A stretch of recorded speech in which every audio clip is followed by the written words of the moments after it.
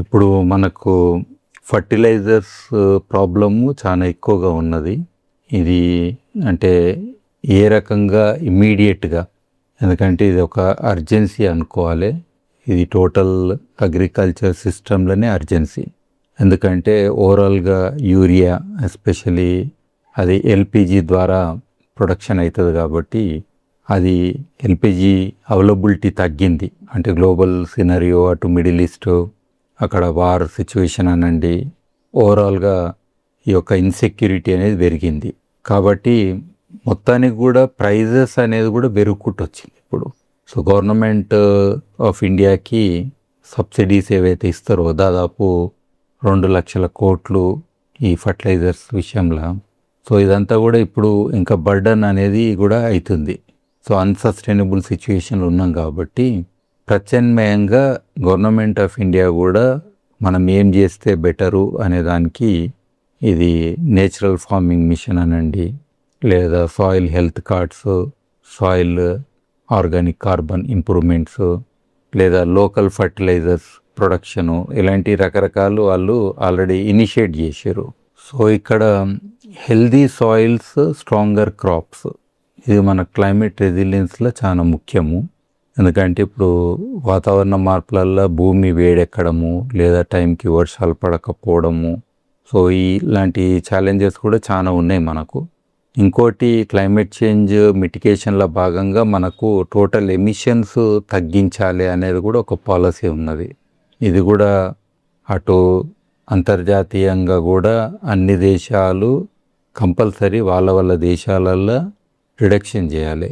జనరల్గా అగ్రికల్చర్ నుంచి ఎమిషన్స్ కన్సిడరబులే ఉంటాయి, కానీ ఫుడ్ సెక్యూరిటీ అనేది ముఖ్యం కాబట్టి, అది ఫండమెంటల్ కాబట్టి దాని మీద అంత ఇన్సిస్ట్ చేయకపోవచ్చు. కానీ overall India is one of the major contributors అన్నట్టు. ఏది ఈ యొక్క వ్యవసాయం నుంచి టోటల్ ఎమిషన్స్ ఏవైతే అవుతున్నాయో సో అవి కూడా తగ్గించుకోవడం అనేది ముఖ్యం. సో మనము ఇప్పుడు అవలంబించే సస్టైనబుల్ పద్ధతులల్లో ఒక రకంగా అటు భూమిని కాపాడుకుంటూ, తర్వాత ప్రొడక్షన్ పెంచుకుంటూ, ఫాజిల్ ఫ్యూయల్ మీద ఏదైతే ఈ యొక్క ఫర్టిలైజర్స్ డిపెండెంట్ అయ్యి ఉన్నాయో దాని నుంచి కూడా మనము స్లోగా అంటే ఫేజ్ అవుట్ అవ్వకుండా, అటు ఎకానమీ రిలేటెడ్ అంటే గవర్నమెంట్ పరంగా ఈ డాలర్స్ ఇవన్నీ కూడా చాలా రిక్వైర్మెంట్ అవుతుంది. సో ఆ డిపెండెన్సీ కూడా తగ్గించుకోవడము, ఇంపోర్ట్స్ తగ్గించుకోవడము, సో ఇవన్నీ కూడా చేయొచ్చు. ఇప్పుడు ఇమీడియట్గా మనం చూస్తే యూరియా చాలా అతిగా అంటే ఎక్సెస్ యూరియా వాడుతున్నారు రైతులు. అంటే వారు ఓరే పీరియడ్ అలవాటు చేసుకున్నారు, ఎంత యూరియా వేస్తే అంత మంచిది, దిగుబడి అంత వస్తుంది అనే దాంట్లో. తర్వాత ఓవరాల్ న్యూట్రియంట్స్ ఏవైతున్నాయో అది ఇంబ్యాలెన్స్ అవుతుంది. అటు మ్యాక్రో న్యూట్రియంట్స్, మైక్రో న్యూట్రియంట్స్, తర్వాత సాయిల్ ఆర్గానిక్ కార్బన్ ఇది ఎంత ఉండాలనో అంత లేదు. 0.4 కంటే తక్కువ పర్సంటేజే చాలా చోట్ల ఉన్నది యావరేజ్గా. సో ఇది అప్ టు 1% పెంచితే చాలా మంచిది లాజికల్గా. తర్వాత ఇటు నీరు కానీ, అటు సాయిల్ పొల్యూషను, సో ఇవన్నీ కూడా అయితేనే ఉన్నాయి. తర్వాత సూక్ష్మజీవుల యొక్క సాంద్రత, మళ్ళీ దాని యొక్క డైవర్సిటీ రెండు కూడా తగ్గిపోతున్నాయి. తర్వాత ఈ యొక్క డిపెండెన్సీ కూడా పెరుగుతున్నది ఓవరాల్గా అన్ని రకాలుగా అగ్రికల్చర్లో ఇన్పుట్స్ మీద. కాస్ట్ అనేది కూడా పెరుగుతున్నది, సబ్సిడీ అనేది గవర్నమెంట్స్కి బర్డన్ అవుతుంది. తర్వాత యూరియా ఇలాంటి వేసినప్పుడు నైట్రస్ ఆక్సైడ్స్ ఎమిషన్స్ కూడా డైరెక్ట్ అంటే ఒక గ్రీన్ హౌస్ గ్యాస్ అది కూడా చాలా పెరుగుతున్నది. సో ఇవన్నీ కరెంట్ ఛాలెంజెస్.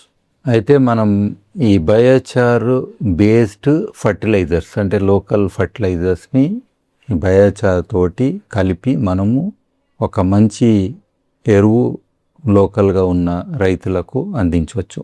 ఇది లోకల్ బయోమాస్ మనకు గట్టిగా ఉన్నది బయోచార్ చేయడానికి యూజ్ అవుతుంది, కొంచెం మెత్తగా ఉన్నది కంపోస్ట్ చేయడానికి యూజ్ అవుతుంది.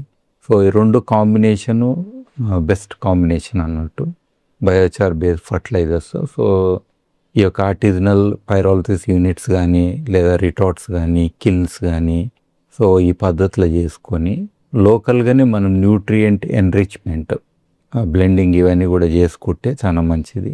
సో దీంతో ఒక nutrient rich, carbon rich fertilisers మనం తయారు చేసుకొని హెల్దీ సాయిల్స్కి మనము అంటే దోహదం చేయొచ్చు. దీంతో ఓవరాల్గా క్రాప్ ప్రొడక్షన్ కూడా ఇంక్రీజ్ అవుతుంది. మనము అంటే రకరకాల మెటీరియల్స్ వాడవచ్చు ఇందులో. ఒకటి క్రాప్ రెసిడ్యూ అని అంటాము, అంటే మనకు గడ్డి కానీ, రైస్ హస్క్ కానీ, కాటన్ స్టాక్స్ అంటాము, లేదా పెద్ద చెట్లను కట్ చేసి వచ్చే ప్రూనింగ్స్.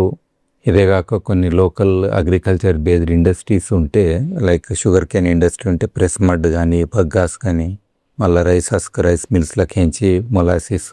సో ఇలాంటి వేస్టేజ్ అంతా కూడా మనము ఇందులో ఫర్టిలైజర్స్ తయారు చేయడానికి ఉపయోగించవచ్చు. లోకల్గా డైరీ ఫార్మ్స్ ఉన్నా, లేదా మనకు ఎనిమల్స్ ఉన్న రైతులకు వాళ్ళు ఫార్మేడ్ మెన్యూర్ కావచ్చు, లేదా పోల్ట్రీ లిట్టరు, ఈవెన్ పేడ ఇది కానీ, లేదా బయోగ్యాస్ ప్లాంట్లు ఉంటే దానికి వచ్చిన స్లరీ, వర్మీ కంపోస్ట్ స్పెషల్గా తయారు చేసి వాడడము, ఈవెన్ కంపోస్ట్ కూడా లార్జ్ స్కేల్లో తయారు చేయడము. ఈ యొక్క మనం ఫర్ ఎగ్జాంపుల్ కౌడంగ్ స్లరీ మనం చల్లినప్పుడు కంపోస్ట్ కూడా ఫాస్ట్గా అవుతుంది. వేస్ట్ డికంపోజర్ అని దొరుకుతుంది, అలాంటిది వేస్తే కూడా ఇంకా మంచిగా ఫాస్ట్గా అవుతుంది అన్నట్టు కంపోస్ట్. సో ఇదే కాకుండా మనకు ఈ యొక్క రాక్ డస్ట్ ఇవన్నీ కూడా మనకు ఎన్హాన్స్డ్ రాక్ వెదరింగ్ అని మళ్ళీ కార్బన్ క్రేట్స్లో కొత్త ప్రాజెక్టులలో కూడా ఇది వాడవచ్చు. అంటే బెసాల్ట్ని దాన్ని క్రష్ చేసి వాడడము, రాక్ ఫాస్ఫేట్ లోకల్గా ఉంటే అది వాడవచ్చు. జిప్సము ఇలాంటిది, లైము ఎంత పిహెచ్ని కంట్రోల్ చేయడానికి వాడవచ్చు. మనకు లోకల్గా వాటర్ బాడీస్, చెరువులు, కుంటలు లేదా నదులు ఇట్లుంటే ట్యాంక్ సిల్ట్ కానీ, రివర్ సిల్ట్ కానీ, ఆ సిల్ట్ అంటే ఒండ్రు మట్టి అది తెచ్చి దాన్ని కూడా మనము మిక్స్ చేసి ఫర్టిలైజర్స్ తయారు చేసి దాంట్లో వాడవచ్చు. ఇంకోటి సూక్ష్మజీవులు, ఈ యొక్క కల్చర్స్ లోకల్గా డెవలప్ చేసి కానీ, లేదా బయో ఫర్టిలైజర్స్ అని మనకు దొరికినప్పుడు అద్దిచ్చి, లేదా సీవీడ్ లాంటివి కొంతమంది కొనుక్కొచ్చి కూడా వేస్తుంటారు, లేదా ఫర్మెంటెడ్ ఎక్స్ట్రాక్ట్స్.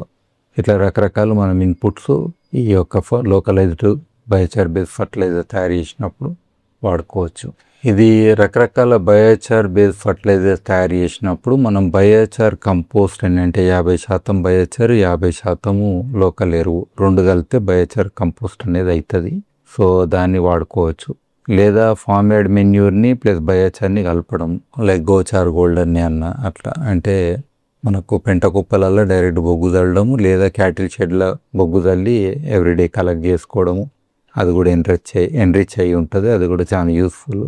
లేదా కాంబినేషన్స్ లైక్ బొగ్గు తర్వాత రాక్ డస్ట్ ఫర్టిలైజర్స్ ఇవన్నీ వేసి ఇంకో కొత్త రకం తయారు చేయడం. తర్వాత లిక్విడ్ న్యూట్రియంట్ సిస్టమ్స్లో కూడా మనం బయోచారు అంటే బయో ఫర్టిలైజర్ దాంట్లో కూడా ఇనాక్యులేట్ చేసుకోవచ్చు బయోచార్ ద్వారా. తర్వాత బయోచారు పెల్లెట్స్, ఇది అర్బన్ గార్డెనర్స్కి కొంతమంది తయారు చేస్తుంటారు పెల్లెటైజేషను, అది కన్వీనియన్స్ ఉంటుందని చెప్పి వాళ్ళకి వేసుకోనికే. సో అట్లా కూడా చేయొచ్చు. సో ఇవన్నీ వేస్తే మనకు 100% సాయిల్ రిజ్యువినేట్ అవుతుంది, అండ్ చెట్లు ఇవన్నీ కూడా బాగా పెరుగుతాయి, ఈల్డ్ ఇదంతా కూడా వస్తుంది, దిగుబడి కూడా వస్తుంది. తర్వాత సీడ్స్కి కోటింగ్ కూడా చేయొచ్చు మనం, అంటే విత్తనాలకు కూడా ఈ బయోచార్ బేస్డ్ దాంతో కోటి చేసి సీడ్ బాల్స్ అనొచ్చు. లేదా నేచురల్ ఫార్మింగ్లో మనము డైరెక్ట్ డ్రిబ్లింగ్ అని అంటాం, అంటే విత్తనం చల్లితే కూడా మనము పంట అంటే దున్నడం ఇవన్నీ చేయకుండా డిలే తక్కువ చేయాలని అనుకున్న వాళ్ళకు ఇలాంటివి కూడా చేయొచ్చు. దాని సీడ్ ఒక షెల్ఫ్ లైఫ్ పెరుగుతుంది, ప్లస్ దాని ఒక ఓవరాల్ జర్మినేషన్ రేట్ కూడా పెరుగుతుంది.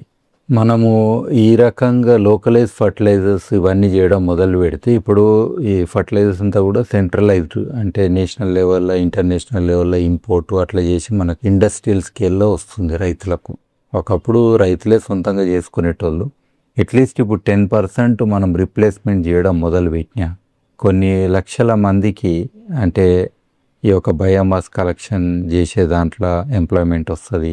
పైరోల్సిస్ అంటే బయోచార్ తయారు చేసే దాంట్లో, తర్వాత ఈ యొక్క మిక్సింగ్ కానీ దాని యొక్క ఫర్టిలైజర్ తయారు చేసేది, మళ్ళీ దాన్ని ట్రాన్స్పోర్ట్ చేయడము, ఒక గ్రామీణ లెవెల్లో ఒక ఎంటర్ప్రైజెస్ చేయడము, ఈ local fertilisers production and sales related, soil testing, advisory, ఇదే కాకుండా కార్బన్ క్రెడిట్స్, ఆ కార్బన్ మార్కెట్ నుంచి వచ్చే దీంతో. సో అన్నీ కూడా కొన్ని లక్షల మందికి మనకు ఇమీడియట్గా కనీసం ఒక 20 నుంచి 30 లక్షల మంది కొత్తగా, అంటే మళ్ళీ ఎంప్లాయ్మెంట్ ఆపర్చునిటీస్ పెరుగుతాయి. ఇప్పుడు ఇది లేబర్ ఇంటెన్సివ్ కూడా కాదు, ఎక్కువ మటుకు మిషన్స్ ఉన్నాయి మనకు, వాటిని ఆపరేట్ చేసుకుంటా కూడా వీళ్ళు చేయొచ్చు. ఎన్ఆర్ఈజీఏ కింద కూడా మనం దీన్ని లింక్ చేసి లోకల్ బయోమాస్ మేనేజ్మెంట్ లేదా ఈవెన్ బయోమాస్ పెంచడం కూడా, ఎందుకంటే అయిపోతుందని మనం అంటాం కాబట్టి దాన్ని కొత్తగా ప్లాంటేషన్ చేయడము ఇది కూడా చేయాలి. సో ఇది ఓవరాల్ గవర్నమెంట్ పరంగా చూస్తే ఇప్పుడు ఫర్టిలైజర్ డిమాండ్ ఏదైతే ఉన్నదో దాని రేట్స్ పెరిగినాయి. ఇవన్నీ చూస్తే ఒక 20,000 కోట్ల నుంచి 40,000 కోట్ల వరకు కూడా ఇది ఒక టోటల్ స్కేల్ అన్నట్టు ఈ ప్రొడక్షన్ సిస్టమ్ది. అది fertiliser production, carbon credits, economy improvement, machines, infrastructure, logistics, services, ఇట్లా ఇవన్నీ కూడా ఈ నెట్వర్క్లో ఉంటాయి అన్నట్టు. ఇది ఒక రకమైన మ్యాసివ్ ఇంపాక్ట్ ఉంటుంది లోకల్ ఎంప్లాయ్మెంట్ జనరేషన్కి. అండ్ సుస్థిరత కూడా చాలా ముఖ్యమైన అంశం. ఇక్కడ 10% మనము ఇమీడియట్గా ఈ సంవత్సరం ఇనిషియేట్ చేసిన ఈ 2-3 నెలల్లో అయిపోతుంది అంటే యుద్ధ ప్రాతిపదికన అంటాం కదా, ఎమర్జెన్సీలో మనం చేయాలి. అది టోటల్ డిపెండెన్సీ అనేది తగ్గుతుంది రైతులకు. అటు సబ్సిడీ బర్డన్ గవర్నమెంట్కి తగ్గుతుంది. మనకు మంచి సాయిల్స్ తయారు చేసి హై ఈల్డ్స్ చేసిన వాళ్ళం అవుతాము. టోటల్గా గ్రీన్ హౌస్ గ్యాస్ ఎమిషన్స్ తగ్గుతాయి. అటు క్లైమేట్ చేంజ్ అవి కూడా మనము అడ్రస్ చేసిన వాళ్ళం అవుతాము. లోకల్ ఎకానమీస్ డెవలప్ అవుతాయి, సర్క్యులర్ ఎకానమీస్ డెవలప్ అవుతాయి, సస్టైనబుల్ ఎకానమీస్ డెవలప్ అవుతాయి, గ్రీన్ ఎకానమీస్ డెవలప్ అవుతాయి. అటు green credits, carbon credits government of India initiate చేసిన CCTS లాంటి వాటికి కూడా సపోర్ట్ అవుతుంది. టోటల్ రూరల్ ఎంప్లాయ్మెంట్ ఆపర్చునిటీస్ పెరుగుతాయి. ఇంకోటి క్లైమేట్ రెసిలియన్స్ అగ్రికల్చర్ అవుతుంది. తర్వాత ఫుడ్ అండ్ న్యూట్రిషనల్ సెక్యూరిటీ కూడా ఫుల్ డెవలప్ అవుతుంది. ఇక్కడ రాష్ట్రాల వారిగా మనం చూస్తే Punjab, Haryana, Uttar Pradesh, Andhra Pradesh, Telangana, Maharashtra, Karnataka, Tamil Nadu, Odisha, Chhattisgarh, Rajasthan, Gujarat, north east India, ఇట్లా అన్నిట్లో కూడా చాలా పొటెన్షియల్ ఉంది. ఒక్కొక్క స్టేట్ వారిగా మనం చూస్తే లైక్ పంజాబ్, హర్యానాలో మనకు ప్యాడీ స్ట్రా కానీ స్టబుల్ మేనేజ్మెంటు ఇవన్నీ ఉన్నాయి. హై కెమికల్ యూజ్ కూడా ఆడు ఉంది, చాలా పొటెన్షియల్ ఎక్కువ ఉంది. ఉత్తరప్రదేశ్లో sugar cane trash, press mud, distillery waste, తర్వాత పశువుల నుంచి వచ్చే ఎరువు చాలా పొటెన్షియల్. ఆంధ్రప్రదేశ్, తెలంగాణలో ఇక్కడ మనకు కాటన్ స్టాక్ ఉన్నది. అట్లనే ఈ యొక్క కంది కట్టే అది ఉంటుంది. తర్వాత ఈ పోల్ట్రీ ఎరువు, ట్యాంక్ సిల్ట్ ఇవన్నీ కూడా advantage. Sugar industry residues, soybean residue ఇవన్నీ కూడా కాటన్ బయోమాస్ ఇవన్నీ మహారాష్ట్రలో ఉన్నది. కర్ణాటకలో కాఫీ వేస్ట్, మిల్లెట్ రెసిడ్యూ, తర్వాత అగ్రో ఫారెస్ట్రీ బయోమాస్ ఇవన్నీ ఉన్నాయి. తమిళనాడులో కూడా coconut waste, coir pith, tank desiltation biomass briquettes. ఒడిశాలో మనకు ఫారెస్ట్ బయోమాస్ అంటే పర్మిటెడ్, తర్వాత బ్యాంబూస్ ఇవన్నీ ఉన్నాయి. రాజస్థాన్, గుజరాత్లో ప్రోసోపి జూలిఫ్లోరా, తర్వాత అక్కడ రైలాండ్ ఫార్మింగ్ కూడా ఉంది కాబట్టి అడ్వాంటేజ్. బ్యాంబూ నార్త్ ఈస్ట్లో చాలా ఉంటుంది. సో ఇట్లా అంటే రకరకాల లోకలైజ్డ్ బయోమాస్ తోటి మనము ప్లానింగ్ చేసుకోవచ్చు. తర్వాత ఇక్కడ పాలసీస్, స్కీమ్స్ ముఖ్యంగా మనం చూస్తే సాయిల్ హెల్త్ కార్డ్ అనేది గవర్నమెంట్ ఆఫ్ ఇండియా స్కీమ్ ఒకటి. అండ్ PM ప్రణామ్ ఇది యూరియా తగ్గించాలి అని ఇన్సెంటివైజేషన్ ఉంది. తర్వాత పరంపరాగత్ కృషి వికాస్ యోజన అనేది ఉంది. National mission on sustainable agriculture, rainfed area development, NICRA ఈ క్లైమేట్ రెసిలియంట్ అగ్రికల్చర్ రిలేటెడ్ ఉంది. Integrated nutrient management, nano fertiliser mission, MGNRGA ఇది tank desiltation, composting related support తీసుకోవచ్చు. నబార్డు FPOs తోటి పనిచేస్తుంది. తర్వాత రూరల్ ఇన్ఫ్రాస్ట్రక్చర్ వాళ్ళతో కూడా అసోసియేట్ అయ్యి ప్రాజెక్ట్స్ చేయొచ్చు. అఫ్కోర్స్ ICAR ఇన్స్టిట్యూషన్స్ నుంచి రీసెర్చ్, ఇన్నోవేషన్ రిలేటెడ్ సపోర్ట్ తీసుకోవచ్చు. ఇంకా అగ్రికల్చర్ యూనివర్సిటీస్, హార్టికల్చర్ మిషన్స్ ఇట్లా ఉన్నాయి. అంటే స్టేట్ డిపార్ట్మెంట్స్ కానీ ఇది కానీ, సో వీటితోటి కూడా అసోసియేట్ అయ్యి మనం వర్క్ చేసుకోవచ్చు. అట్లనే ఈ యొక్క FPOs, కోఆపరేటివ్స్ ఇవన్నీ కూడా చాలా ముఖ్యము. వాళ్ళ ద్వారా మనకు లోకల్గా బయోమాస్ అగ్రిగేట్ చేయడానికి విలేజ్ లెవెల్ కంపోస్టింగ్ చేయడము, బయోచార్ ప్రొడక్షన్ ఇవన్నీ చేయొచ్చు.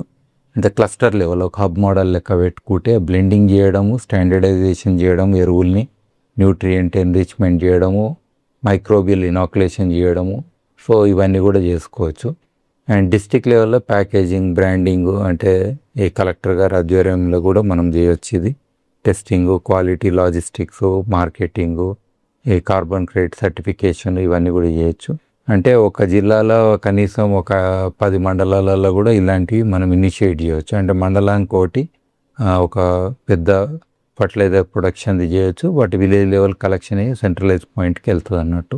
సో కార్బన్ ఫుట్ ప్రింట్ తక్కువ ఉండాలంటే మనం లోకల్గా ప్రొడక్షన్ చేయడము, ట్రాన్స్పోర్టేషన్ డిస్టెన్స్ కూడా తగ్గించుకోవడము, అయితే ఈ రెసిడ్యూని బర్నింగ్ కూడా చేయకపోవడము, ఓవరాల్గా మనము ఈ యొక్క ఇంధనాలు ఏదైతే వాడతామో ఈ ప్రాసెస్లో తక్కువ వాడడము, ఎమిషన్స్ కూడా తక్కువ ఉండేటట్టు చూసుకోవడము, తర్వాత నైట్రస్ ఆక్సైడ్ ఎమిషన్స్ ఇది కూడా తగ్గించుకోవాలి. కోర్స్ బయోచార్ చేసినాక మనకు కార్బన్ సీక్విస్టేషన్ అనేది అవుతుంది. ఓవరాల్ సాయిల్ ఆర్గానిక్ కార్బన్ కూడా ఓవర్ ఏ పీరియడ్ పెరుగుతుంటుంది. సో నెట్ జీరో ఎమిషన్స్ ఏదైతే గవర్నమెంట్ ఆఫ్ ఇండియా గోల్స్ ఉన్నాయో దాన్ని కూడా మనం అచీవ్ చేయొచ్చు. సో ఇక్కడ మనకి ఇంకా మోస్ట్ ఇంపార్టెంట్ ఏంటంటే ఈ లోకల్గా రీజనరేటివ్ అగ్రికల్చర్ అనేది మనం చేసుకుంటా ఒక రకంగా అటు రైతులకు, భూమికి, ఒక దేశానికి మనము ఒక ప్రాస్పరస్ ఇండియా కింద క్రియేట్ చేయడానికి అవకాశం ఉంది. సో ప్రతి ఊరు, ప్రతి డిస్ట్రిక్టు, ప్రతి వనరు దాన్ని మనం ఒక రిసోర్స్ కింద కన్వర్ట్ చేసుకొని ఈ మిషన్ని అంటే localise fertilisers for local economies, circular economies and independence of the farmers, and ఇది మన ఫ్యూచర్ గురించి ఇంపార్టెంట్, మనకు ఇంపార్టెంట్. సో ఇది వర్కౌట్ చేయొచ్చు ఇమీడియట్గా యుద్ధ ప్రాతిపదికన.